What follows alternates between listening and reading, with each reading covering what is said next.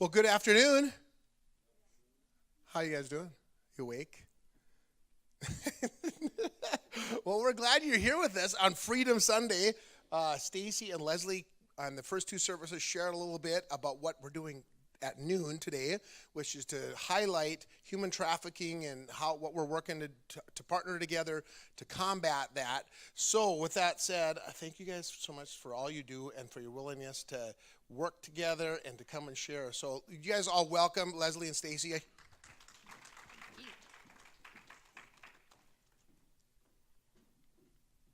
Oh, I gotta turn it on. Oops, that would be helpful. Okay, Sweet. Okay, again, for those of you who weren't at the previous two services, my name is Leslie Reisenhauer, and I lead the Find Ministry here at New Song Church, and we're super excited for this noon service, and welcome anybody who's tuning in through the live stream, we're really mostly excited about this because of the collaboration and partnership between Find and 31-8 Project, and so we're excited to bring this Sunday to you. We're excited that it's Freedom Sunday, another chance to build awareness in our community and to bring more education, and specifically education about human trafficking in North Dakota. Mm-hmm. Yes, and I mimic exactly what Leslie is saying as well. I'm Stacy Schaefer with 31-8 Project, and we have learned throughout our years as an organization that collaboration is key. So it's really important for us to be able to do events like this. So this morning, or I guess we're in the afternoon, but we want to keep this open for conversation, discussion. So if you guys have comments, questions, concerns, or things like that, we welcome that. We want you to engage in conversation, and we have a small enough group where I really feel that we can do that. At any point, even if we're not able to cover your question during the service today, we do have booths out in the gathering place, so you can ask us questions as well there. Otherwise, with that, we're going to go ahead and get started. But to do that, we're first going to show you a short video, and then we'll get into what we mean by this phrase, human trafficking.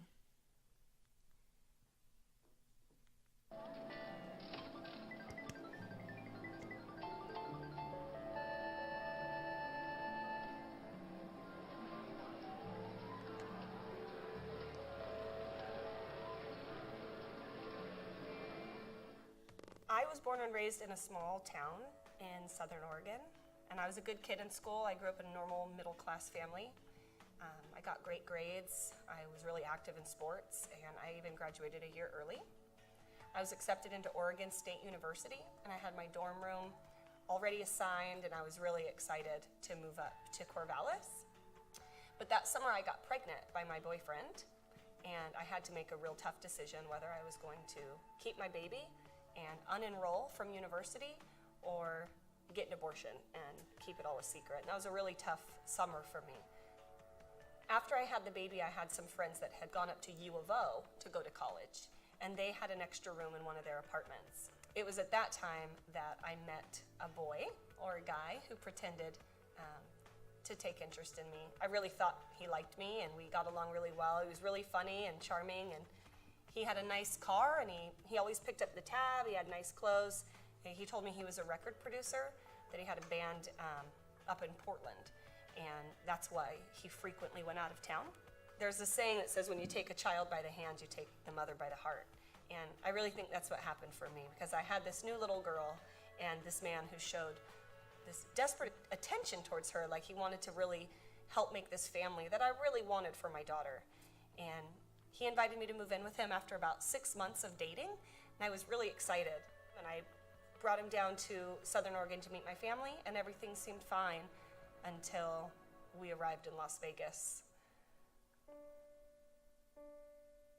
He said we were moving there because that was the entertainment capital of the world, and being a record producer and having a band, that's where they were going to get the most gigs and the most jobs, and that's where his job was leading him. So I desperately wanted to go with him, to be with him, and to start this family that he promised me. He pulled up to an escort service, and he said, "This is how it works in Vegas. I've spent a lot of money to get you here. I put first and last on an apartment. I filled your fridge up with food, and you're going to need to earn that money back." And I felt I felt trapped. I felt like, how am I going to get out of this? And you didn't know if you were going to live or die. You didn't know what he was going to do or what he was capable of. And so it was really scary. I can remember just running through the casino thinking, like, these people don't even have a clue what's going on. They're just, cha-ching, cha-ching, Las Vegas, yay! And they're doing all this stuff, and I'm running for my life. I'm running from a man that has forced me into doing things that I didn't want to do. When you have a trafficker that's waiting at home with your child and says, if you don't bring home $1,500, you're going to find your daughter out on the corner, I think I was probably more frightened to go home than I was to be in the room.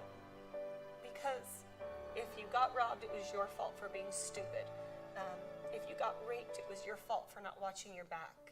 Anything that happened to you was typically your fault, and you incurred more punishment for allowing those things to happen to you. So it made you always walk in fear of your trafficker.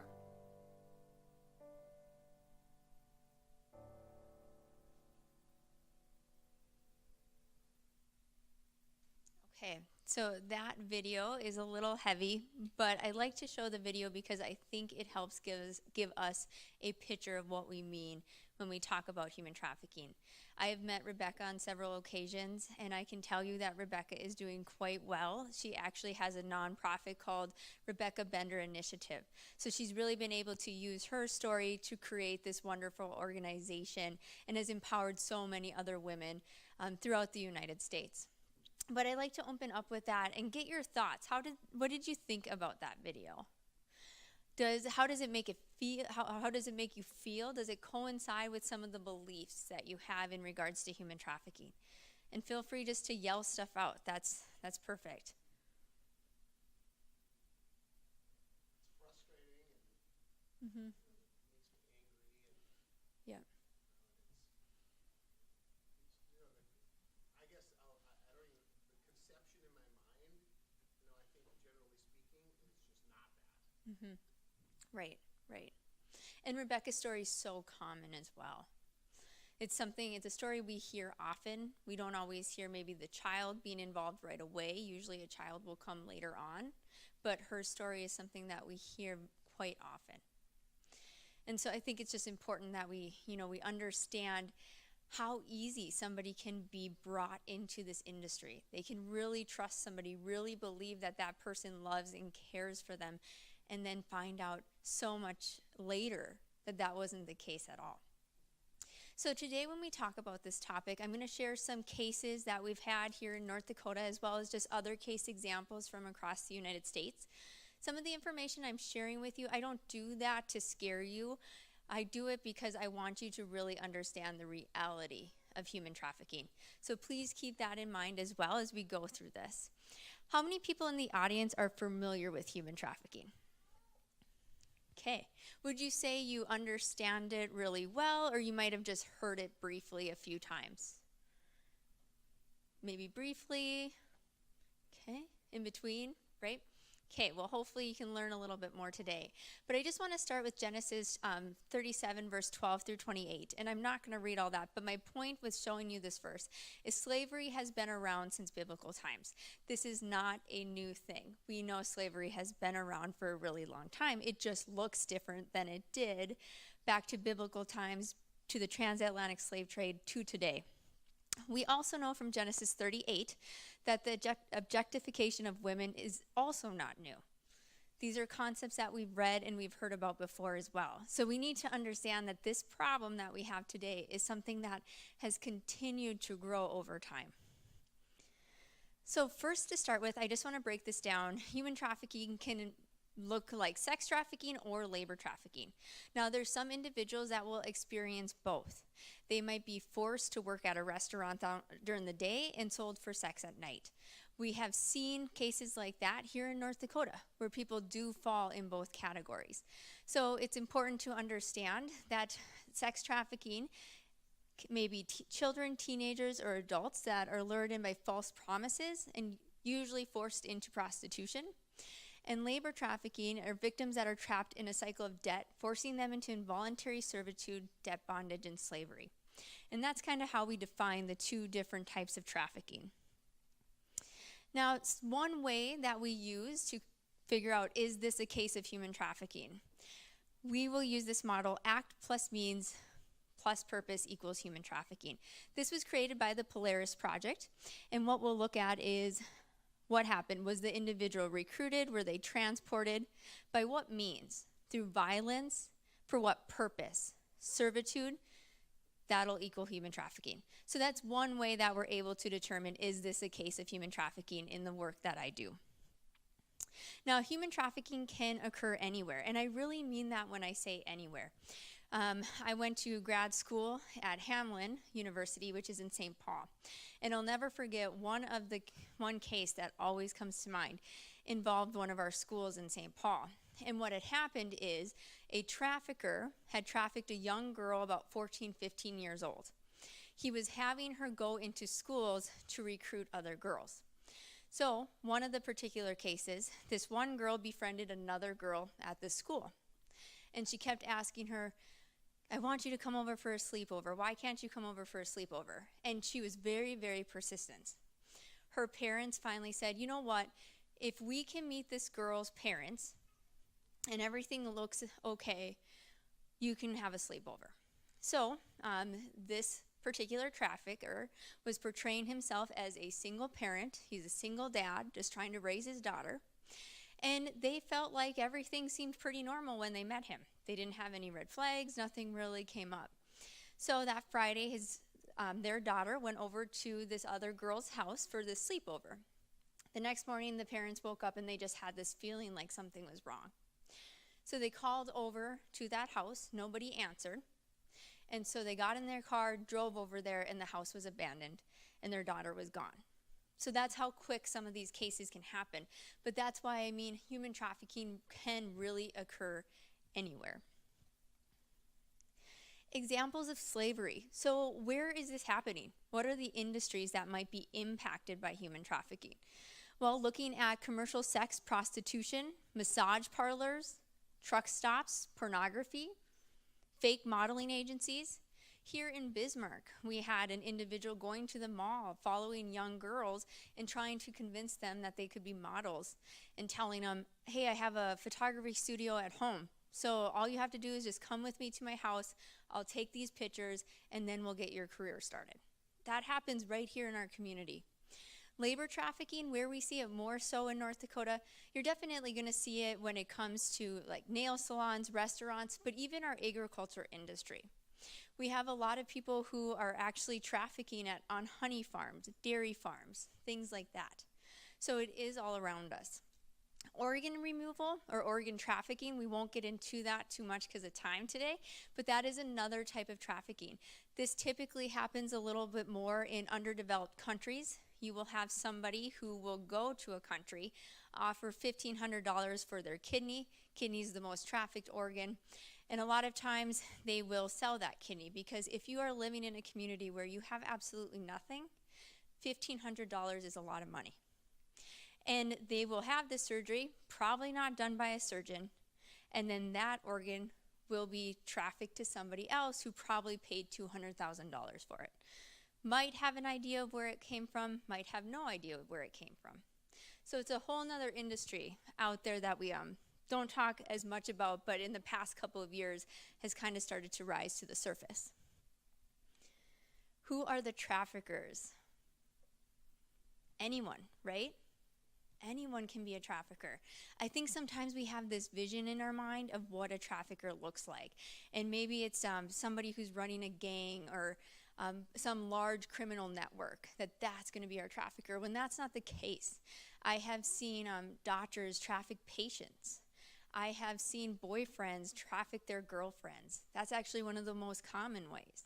So we're kidding ourselves if we think that people we know might never engage in this type of activity, because in reality they do.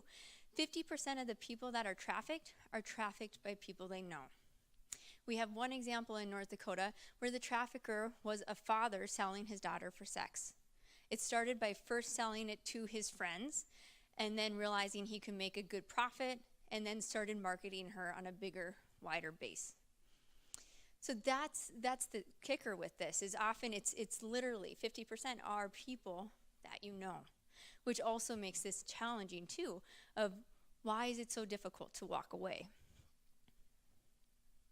So I'm just going to briefly talk about this. In North Dakota, we first had legislation in regards to human trafficking in 2015. So now in North Dakota, the Uniform Act on Prevention of Remedies for Human Trafficking is added to the North Dakota Century Code. So outside of running 31A project, I also run the demand reduction program here for the state. And that was brought up in 2015 as well. And what the demand reduction program is for buyers. So individuals who typically purchase over the age of 18 get sentenced to this class, where they learn why their actions make a difference in our community. So they learn about human trafficking, health implications. What do we mean by a healthy relationship? And things like that. So that's another way here in the state of North Dakota we're trying to combat this problem, is also targeting the demand. And at any point, if you have any questions, please, because I feel like I talk fast sometimes. I show you this picture to show you that traffickers are not just male, they're also females. This was a female trafficker that was arrested in Minot. She was recently sentenced this past spring. So again, we have this visualization that it's mainly men, and it's not. It can be male or female. So now I have a question for you. What would you value your life at? Like if somebody told you to put a price on your life, how much do you think you're worth?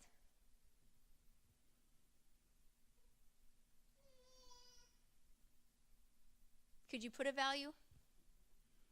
Some of us would say priceless, right? Okay, so I'm going to turn this a little bit.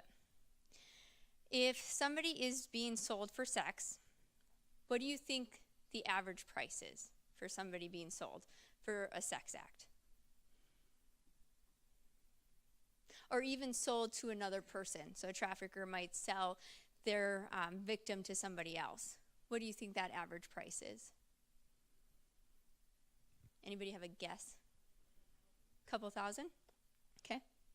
The average price of someone sold into slavery today is $90. $90. Let that sink in for a second. And that's even high in some cases. I've seen individuals sold for amounts such as $10.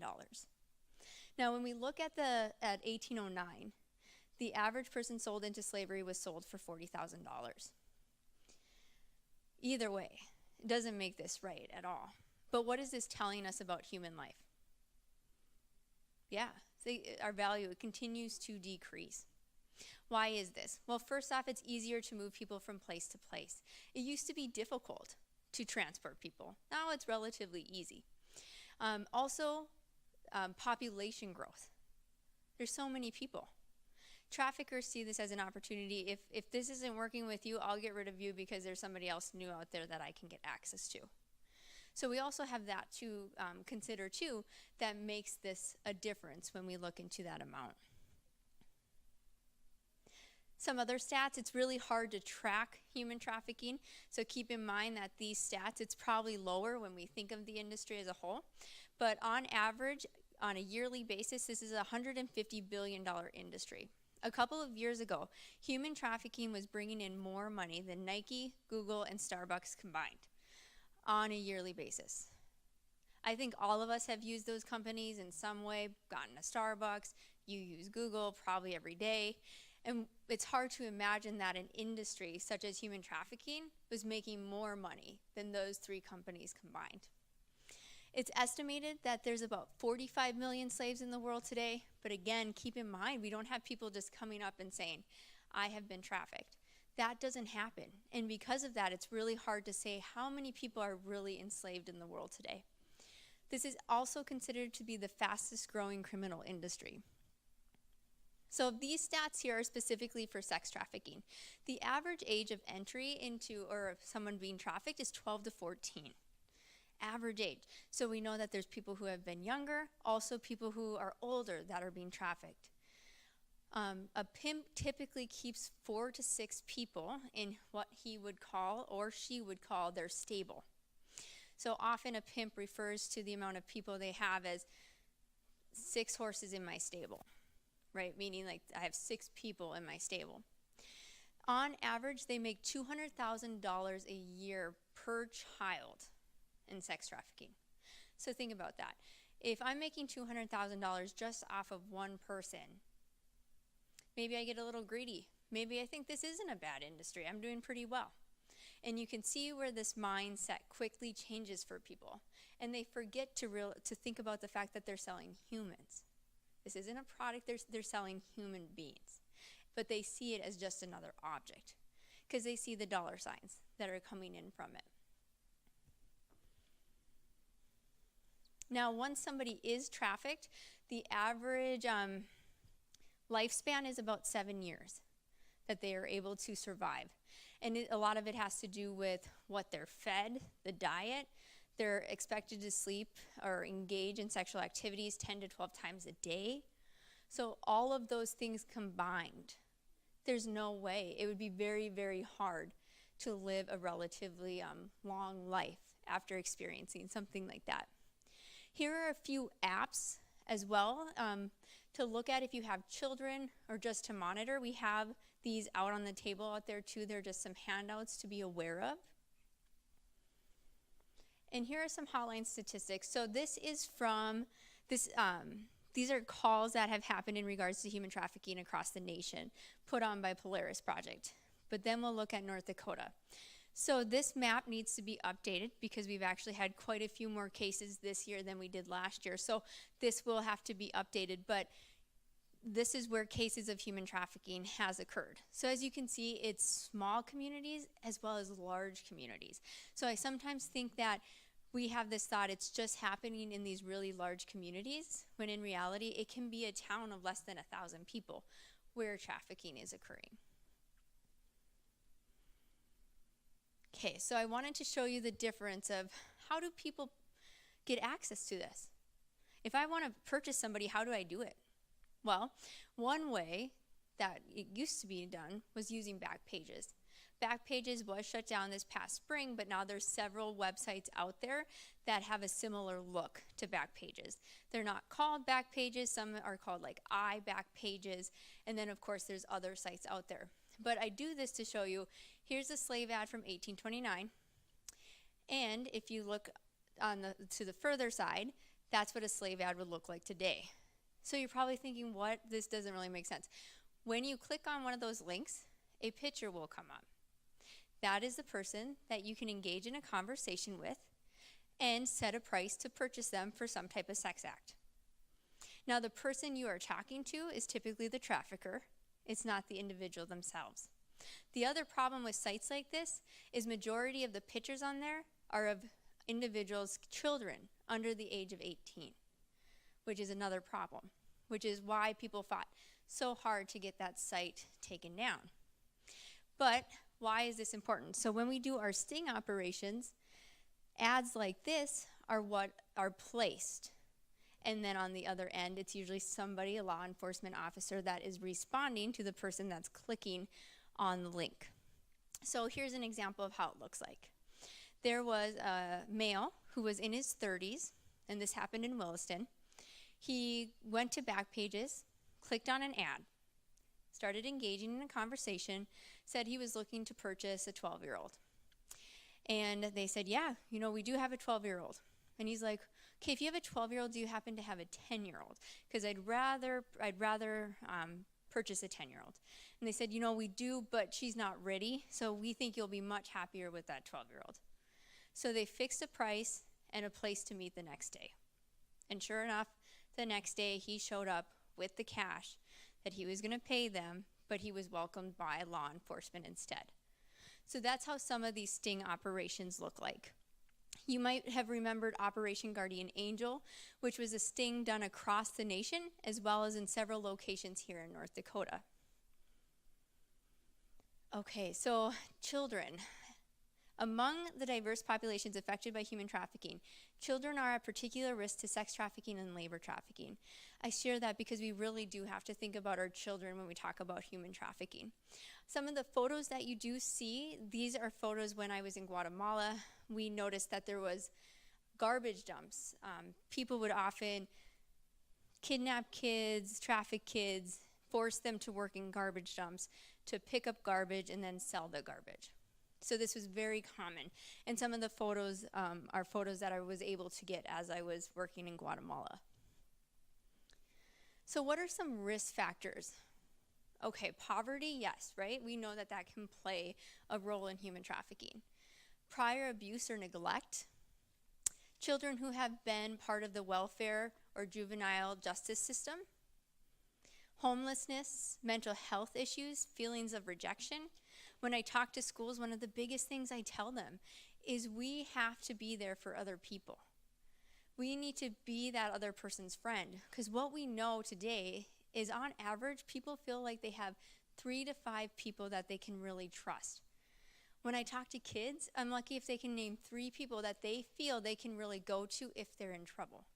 So we really need to be there just to be there for people and just to let them know that whatever happens to you, I am here. I won't judge you. I will try to help you. Because that's the other problem in a lot of these scenarios is kids, adults, they feel like they have no one they can talk to because they're not going to forgive them or they're going to think they're a terrible person. When in reality, that's not often the case. There are people out there that do want to help, do want to listen. So these are definitely risk factors. I've also seen though cases of human trafficking where on the outside of a home, everything looks completely fine. You have what appears to be a very stable family, but yet a daughter is being trafficked and the parents have no idea it's happening while she's living underneath their roof. So again, just being aware is so important. A few other indicators. So depending where you work, some things to look at as well. Evidence of controlling or dominating relationships, signs of malnutrition, fatigue, history of running from home or foster care placements, always tired. Maybe they were a really happy person, really outgoing, involved in a lot of things, and all of a sudden they're not. They're not showing up on time, they're rarely there, and where they used to be there all the time. Why? We need to ask those questions of why. Venues. So where are people being recruited? Bus stops used to be the number one way, right? Obviously that's shifted. Social media. Social media is a giant that we're up against when it comes to human trafficking.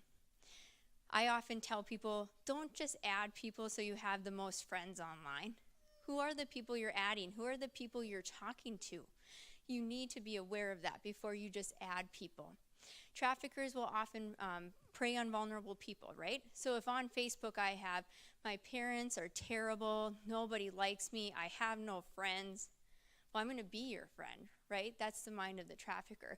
I'm going to engage in a conversation with you. I'm going to tell you, you're right, your parents do suck. I could be a good friend to you. How about we meet and engage in conversation with them? So they're looking for people who are putting those things out there because they're going to be their friend, they're going to be their support. And so it's important of even how we portray ourselves online. People are watching that, and we just have to think about that. And if you have children, monitor their devices and what they're looking at. Did you have a question? Oh, sorry. Thought I saw a question. Okay. Some questions to ask. Obviously, you need to frame this in your own verbiage, but some things you can ask people if you do suspect that they might be trafficked. Can you leave your job? Do you live with your employer? Are you in debt to your employer? Do you have your passport or identification? Typically, if somebody is being trafficked, that's going to be one of the first things that's taken from them, is their identification. So just noticing those things. Okay, so here was a girl who was trafficked from Las Vegas to Minot. Her 2 traffickers were, I believe it was a 19-year-old and a 21-year-old male. And I just show you, she was 16, that of how quickly it is to traffic one person from one state to another. So it's very quick to do. I think we think it's not easy to move people, but here's a perfect example of where This girl was missing in Las Vegas, and they found her in Minot. So just a few terms I want to share with you to think about when we hear this phrase, human trafficking, is of course thinking about branding. Often traffickers will brand their victims.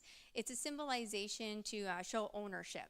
So they're showing ownership over them. You're my property. Barcodes used to be a big thing. Now it's often a theme. So one of our trafficking survivors, her particular pimp had a Western theme. So all of her brandings were of cowboy hats, cowboy boots, things in that nature, because that was just his theme that he used. So keeping in mind of, does it look like there is a theme amongst their tattoos? Or even asking, hey, what's the story behind that tattoo? One of our survivors told us, every time somebody asked her, she had a different story. But nobody ever questioned why her story was different every time. Even the same person that asked her several times, she would have a different story, but just recognizing those signs. John is also what we refer to as buyer. We've tried to scoot away from that a little bit and just use the word buyer. Just because there's a lot of people named John out there as well, and there can actually be some confusion with that. Seasoning, this is often what people go through when they are trafficked. So usually this will involve physical abuse, mental abuse, starvation, things like that.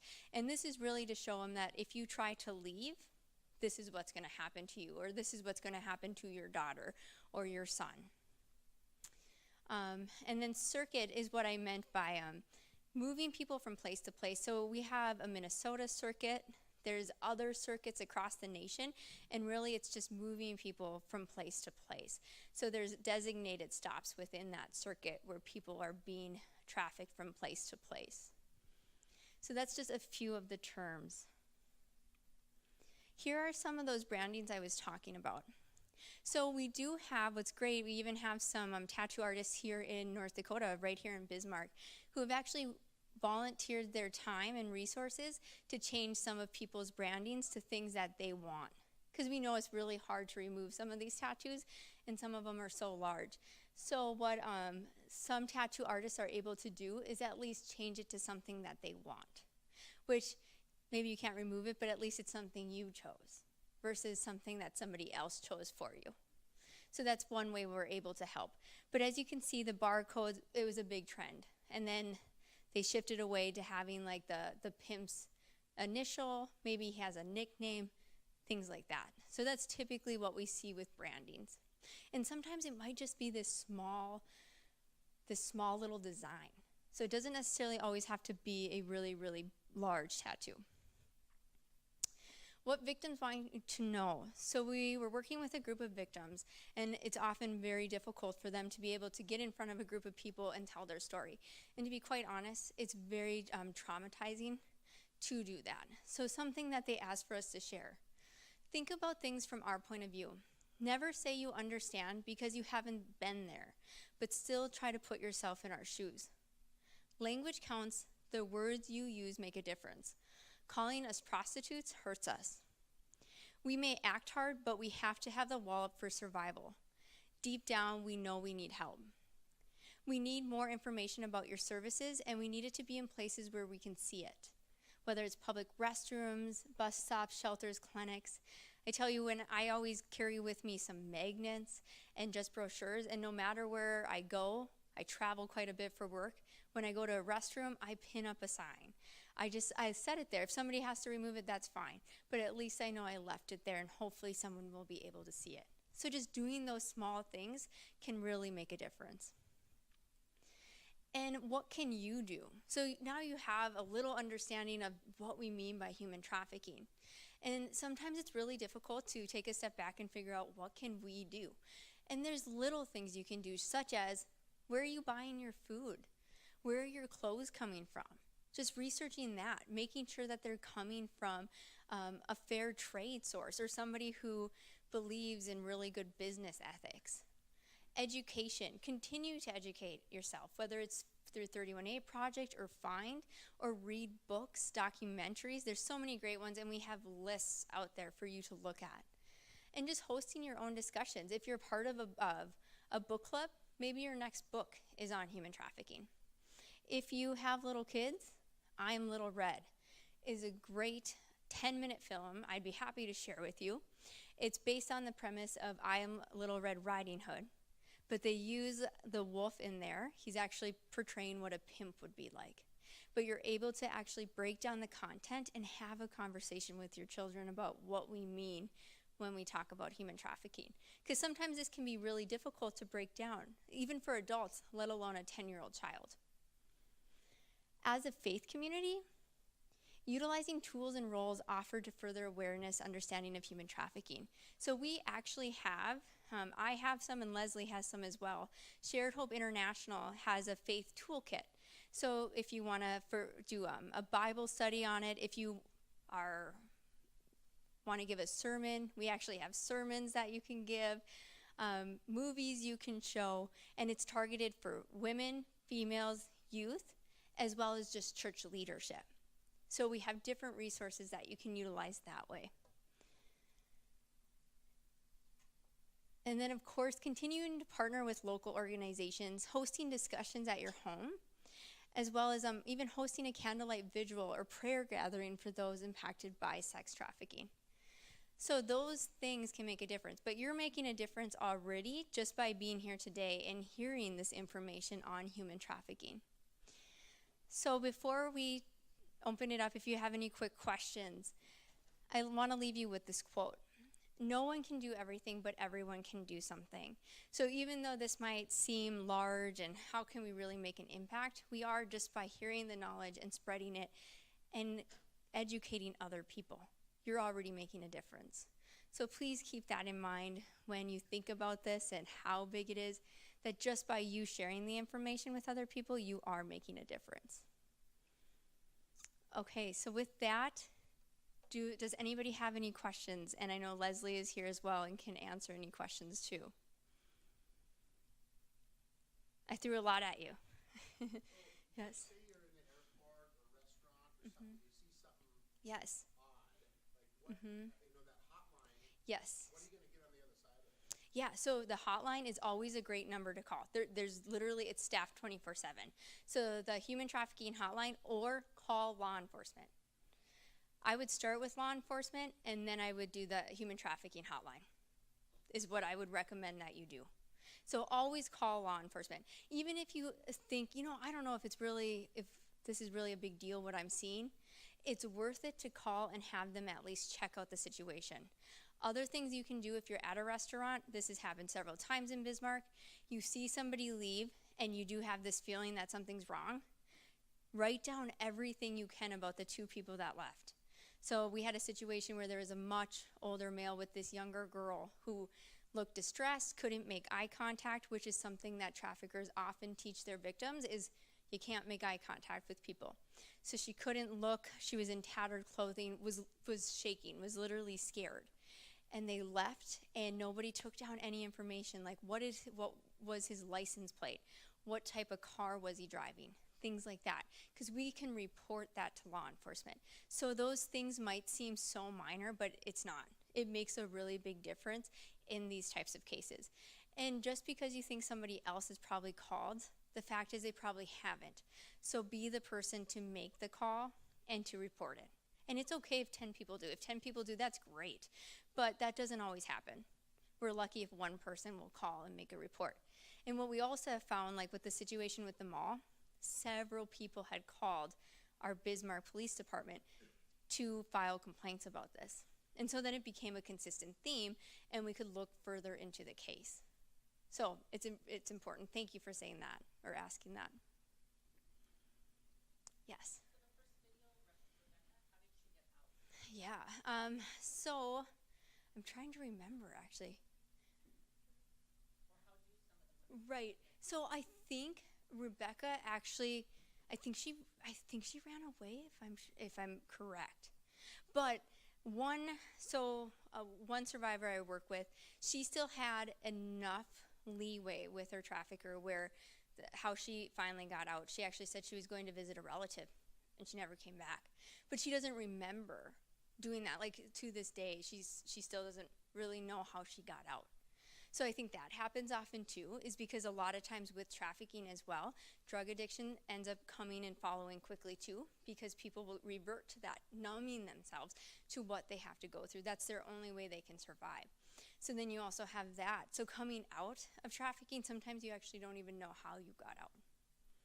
So every story is a little bit different. Some people are able to escape, they're able to get away.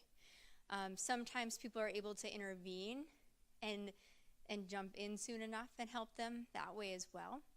For a lot of people though, they don't feel comfortable even when their trafficker is in prison. They still have this angst or anxiety that they're going to be released and they're going to be able to find them. And that's why these type of situations are much more difficult than other types of cases out there, because on average, a person will go back to their trafficker 10 to 12 times. 10 to 12 times. And a lot of it is just that they've been told that nobody will like them, that they're worthless, that their trafficker is the only person that's going to care for them. And then they realize, yeah, they're right. Or something happens with a service provider and they're like, yeah, this isn't working. And then they'll end up going back. So it takes a lot of time and patience when you're working with people who have been trafficked. And a lot of it goes back to that trauma bonding and Stockholm syndrome that we're not really able to dive into so much today, but that has a lot to do with it as well. So it's difficult. It's difficult to leave. And then once you are able to leave, getting people the proper resources as well, which I'll say in North Dakota, we have done a better job in the past couple of years. We have some really great human trafficking protocols that many of our communities across the state follow. So when we do suspect somebody who's being trafficked or has run away and we think it's a human trafficking case, we can get them the support services that they need in a timely manner.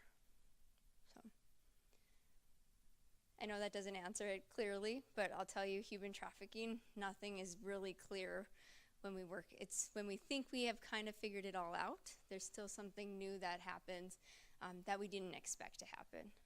But that's part of it. So the example you gave in Minnesota, so that man would have had to have enrolled that girl in school and rented a house. Right, and so that, yes, so that frustrates people a lot too, right? Is the ability to get false identity. I don't think people realize that how often people do it, or get documents, get papers. They have the right resources. Because think about it, if you're making about $200,000 on a person a year, right? Times that times how many other people that you might be trafficking, you have the resources to pay people off, to do things that you wouldn't normally be able to do. And you can't be successful without having those other business partners. Which, if you notice the term, we called it facilitators, and that's what we mean, is you work with a bunch of different people, maybe in the hotel industry, maybe you have an insight into the law enforcement side, and you work with these people, but you're basically paying them off, and that's how you're able to be successful. So I think that's the crazy part, is we're like, how? How are they able to go in there? But then also keep in mind that for some of these people, it's their parents that are doing the trafficking as well. So then that adds a whole nother layer into it. It's not hard to enroll them into a school or things like that. So, yeah, it's a lot to comprehend, and that's why it's hidden so often. Yet it's like right there in front of it, but we don't always see it. So that's why just looking for these signs and asking questions, that's one step we can do. Any other questions? Yeah. So when you think, like the missing persons Mm-hmm. of our country, you hear all these statistics of people that are missing and nobody knows where they went. Is that, is human trafficking the figure, is that connected? Yeah, we're definitely starting to make more of a correlation with that. Even with, like I said, the child welfare, even foster care, or looking at people with disabilities, caregivers that are doing some of the trafficking as well. So we're starting to talk about it more. There wasn't a lot in the past couple years. I've been doing this since 2006, and I'll tell you, in the beginning, that wasn't even brought up, where now that's actually been a bigger conversation of who are these people? Because they say within 48 hours, once somebody runs away within 48 hours, their likelihood of being picked up by a trafficker is extremely high. So yes, a very strong correlation with people who go missing. Mm-hmm. Yes. Mm-hmm. Yes, yep. I actually even teach a course on human trafficking at some of the colleges. So we take a whole semester to work on all this information and to figure out how, in their role that they're going to graduate in, what they can do to help combat human trafficking, but educate the people that they're going to be working with as well. But it's something I hope to see that almost all colleges have it. I think it's just necessary, and I think that regardless of what field you're in, you have to know the information. It's important for you to hear it. And yes? You've gone over a lot of different scenarios Mm-hmm. that happen, how this occurs. And the Rebecca, Yeah. the video that you played, it sounds like the trafficker invested a lot of time in soul Mm-hmm. her. And I'm wondering, does that make prosecution for the trafficker very difficult? Because it seems like it was a one-on-one relationship, not so much that he had more girls in the stable or whatever. Yes, it is difficult. So it also makes a difference too if a trafficker is trafficking across state borders as well. Like that's going to make a difference, and if they're trafficking children or if it's primarily over the age of 18. I will say as a nation, we have gotten better at looking at these cases and understanding the trauma bonding and what's happening to these girls or guys that are being trafficked, but it has taken a long time for judges or even jury panels to understand what's really happening. Right, because it would seem like They chose it, right? exactly. Right. You know, this was your boyfriend. Mm-hmm. You decided to do this. You were living a Yep. life with him. And so what that trafficker was doing is something we called grooming. So he was grooming Rebecca to take her, move her away from her family. But keep in mind, he also claimed that he was a radio producer or music producer. So he was gone a lot as well. So we also have to keep in mind, like, as he was gone, he was probably working with several other people too. Yeah. It wasn't so much a one-on-one. Right. He was probably grooming a number of girls at the same time. Mm-hmm. And depending at this point, he might have several people he's already trafficked that are out there working, and he's just adding, right? He's just adding to basically his stable at that point. But these cases are extremely difficult because of what you just said, is to get judges to understand and to have somebody who's been trafficked to go in court and testify. That is so difficult, and to see their trafficker sitting there. It's re-victimization. Right. And so now we do have a lot of survivors out there that will go and testify on behalf of other survivors that are leading, like Rebecca now, she actually does a lot of testifying in courts on behalf of other victims of human trafficking, and she explains the trauma bonding, the Stockholm syndrome, what they experienced, and why it wasn't that easy to just walk away. And so that's helped. But it's very difficult to ask somebody who's in this situation and knowing that their trafficker might be released in a couple of weeks or a couple of days to go and do that.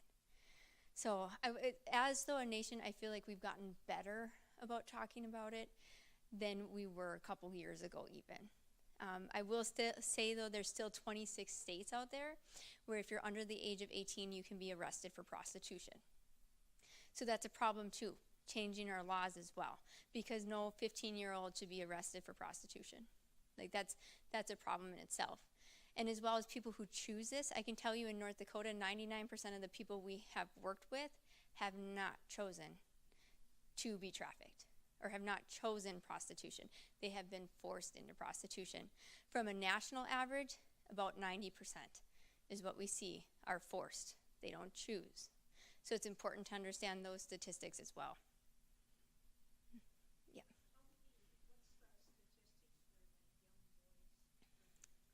Right.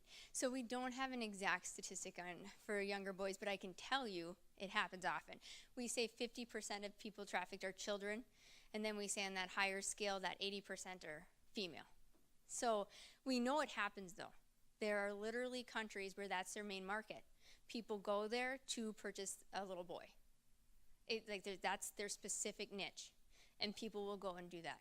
It's something we are starting to talk about more as well, too, is that there are males that are being trafficked, and particularly little boys, and we can't just look over that. and figuring out how do we give them support, because support for a male is going to look a little bit different than support for a female is going to look as well. So, which again, I feel like we're getting better at. Do you think it's increasing in occurrence, or we're just increasing in awareness? You know, I think about that a lot, and I think it's both, though. I really do. I think access to social media and things like that, it's just easier, right? Like, it's not difficult. Yes, even when it comes to sexting and all of those things, it's not difficult anymore. So you have that to think about.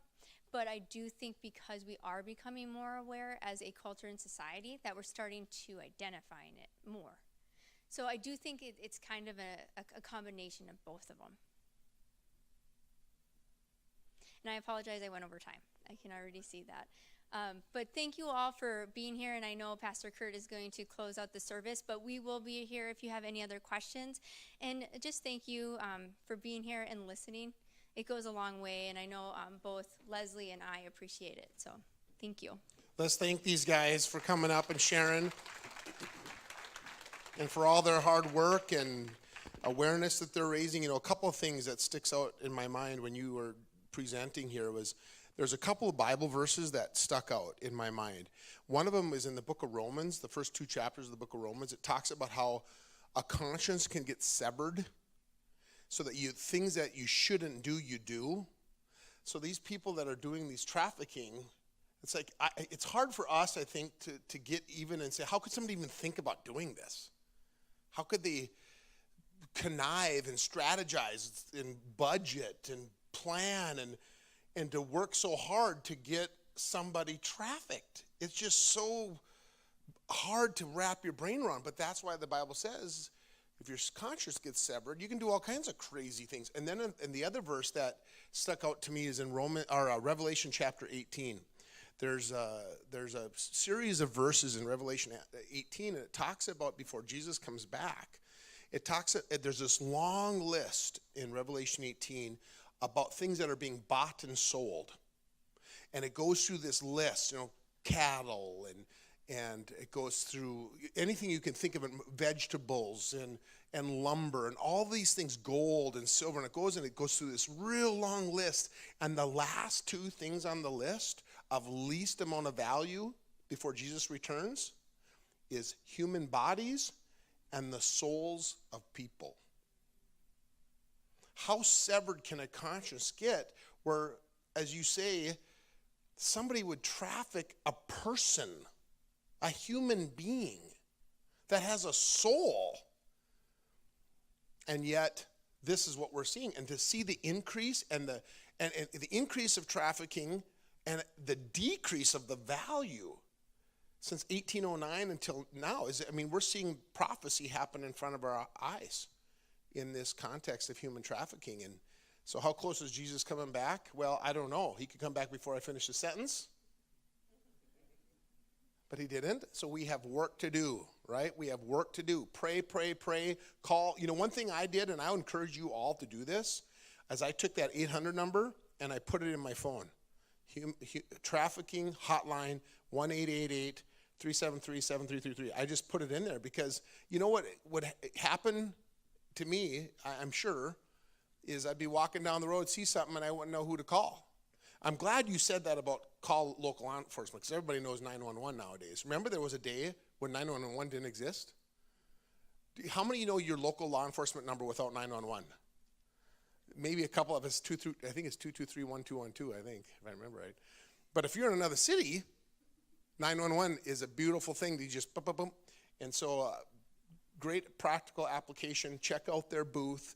But would you guys, as we think about this type of evils in our world, one of the things that God has asked, engaged, commanded even us to do is to pray. And that's why we do these Connect cards every week, because we know there's power in prayer, but there's even more power in unity of prayer. So would you guys extend your hands and we'll pray over these Connect cards. Lord, we just come to you, and as we've heard this presentation and we think about severed consciences, and we think about the souls and the human beings that are being trafficked. Those are horrible, horrible, horrible things. And Lord, we want to come into agreement together, just as Stacy and Leslie have shared. Lord, just number one for them, for your strength for them, for your rest for them, for your supernatural provision, protection, and favor as they go about their important ministry. And Lord, that for more collaboration, Lord, we're grateful for what we've seen in the increase of collaboration and awareness, but we want to just see more and more and more of that in the name of Jesus. And so, Lord, we just ask you together with one voice for them and their ministry, Lord, that you will just fan it and bring those more new connections and bring more awareness and stir it up in us, God, that we would pray more, get a shawl, and that we would just somehow, some way engage this, not just physically, but spiritually and physically. So we're just grateful for them, Lord, for all of the other Connect cards that are in this basket, Lord, and all the situations they represent. Lord, we want to pray for every big thing and every little thing because you want us to be intimate with you. So, God, we come to you and we pray for every one of these Connect cards. We pray for your Spirit to pour out into every situation and every relationship and every need. And, God, we get to trust it all with you, and we're grateful that we can. And we love you, and we ask this in Jesus' name. Amen. So let's stand together and make sure you check out their booth. Let's give it up one more time for Leslie and Stacy coming and sharing on Freedom Sunday here. We'll do it again. And we have our series verse on forever. And this is, boy, you think about somebody who's being trafficked. And, there's people, unfortunately, that are being trafficked and they leave this planet and they meet their maker. And this is what he's going to do for them. Let's read it together. He will wipe every tear from their eyes, and there will be no more death or sorrow or crying or pain. All these things are gone forever. Revelation 21:4. God bless you guys. Have a great week.